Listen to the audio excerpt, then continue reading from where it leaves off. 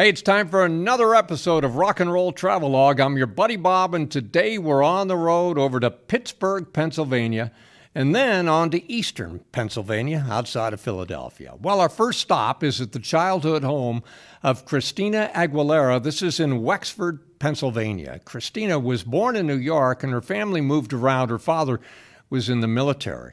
And while in the Pittsburgh area, she spent some of her youth at this school, attended North Allegheny Intermediate High School here on Cumberland Road. But her singing reputation got around town as she'd be invited to sing the national anthem at various Pittsburgh sporting events. She became a member of the Mouseketeers in the all-new Mickey Mouse Club on the Disney Channel. The Rock and Roll Travelogue's mission, of course, is pop and rock artists from the 50s to 90s. And Christina Aguilera, born in 1980, had 3 hits in this period, and of course, many, many more. Well, after all, she sold over 100 million records. And of the first 3 singles in the late 90s, 2 went to number 1, Genie in a Bottle and What a Girl Wants. Boy, I'd love to know that. Anyway, would you put Christina Aguilera's voice on par with other great female singers at the time, like, say, Whitney Houston and Mariah Carey? Well, I think you could make a case for that. Well, on to check out the early days of 60s star Luigi Alfredo Giovanni Sacco, born in 1943. He lived here in Crescent Township in the country outside of Pittsburgh, graduated from Moon Area High School in 1961, and began his singing career, and he became known as Lou Christie. His biggest hits are The Gypsy Cry, that was his first, and sung falsetto, and then his number 1 song in 1966, Lightning Strikes. Before we get out to another suburb of Pittsburgh, I thought I'd go over some other Pittsburgh acts that had a few hits. Rock acts include the Marcells with Blue Moon, number 1 in 1961. The Vogues had 5 O'Clock World, among others, in the mid to late 60s. And Donnie Iris, who had a band called the Jaggers, a song in the late 60s called The Rapper. And then in the 70s, he was a solo act, Aaliyah, and Love is Like a Rock in the 80s. Well, let's get out to Canonsburg, Pennsylvania. It's a suburb of Pittsburgh where, by the way, Perry Como was born, and so was this man, Bobby Vinton, known as the Polish Prince. Here's Bobby, pictured with me in 1974. He'd revived his career at this point with a big hit called My Melody of Love. Bobby Vinton had 4 number 1 songs, started with Roses Are Red, Blue Velvet, There I've Said It Again, and Mr. Lonely, all in the period 1962 to 64. And incidentally, There I've Said It Again was the last number 1 before the Beatles would storm America and take over the charts for a long, long time. I remember an interview I did with Bobby Vinton, and I'll never forget the story he told me. He said he was a little gun-shy about approaching a radio station with a copy of his eventual number 1 hit called Roses Are Red. This obviously very early in his career.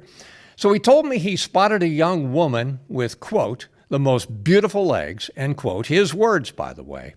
And he got her to deliver the record to the DJs. Well, it obviously worked.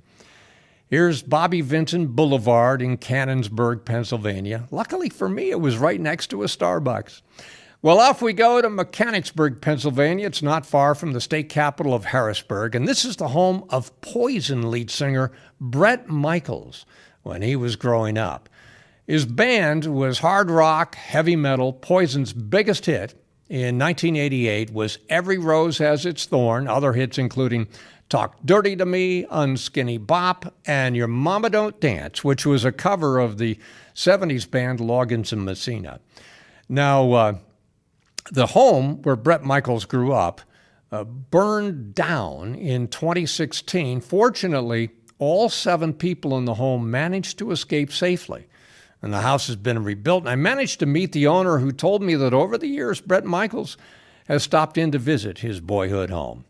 So that's Mechanicsburg, Pennsylvania, and Bret Michaels of Poison. One more stop in eastern Pennsylvania. We travel out to the beautiful countryside of Lindell, Pennsylvania, off Route 282 and High Spire Road. Here the sign says it all. It says that Jim Croce lived in the home next door, and he wrote several of his hits here at the home, including Bad Bad Leroy Brown, we all know that song, Time in a Bottle, Operator, and more. So Jim Croce lived out in the countryside. He'd gone to high school in the Philadelphia area at Upper Darby High School. We visited that in a previous Rock and Roll Travelogue episode. Well, just as Jim Croce's career was really getting started, his plane crashed on takeoff from Natchitoches, Louisiana, September 1973, en route to another concert at a college, Austin College in Texas. Very sad. Well, let's make a turn southwest toward Charlottesville, Virginia now. The reason we're stopping here is this is where the Dave Matthews Band began in the early 1990s. Dave worked here at Miller's Bar in the center of town, ended up meeting some of his future bandmates here. They played their first gig at Trax in town at 122 11th Street Southwest. It's now part of the University of Virginia Medical School, and so no longer exists in the original form. The Dave Matthews Band biggest 90s hits include Too Much in 1995, Don't Drink the Water, Stay, and I Did It. The Dave Matthews Band is in the Rock and Roll Hall of Fame, and the only artists that we feature today that are in the Rock and Roll Hall of Fame. Well, I got to bounce. Next time on Rock and Roll Travelogue, more great fun. So until then, this is your buddy Bob saying, stout heart. You are watching WCTV, Wadsworth Community Television.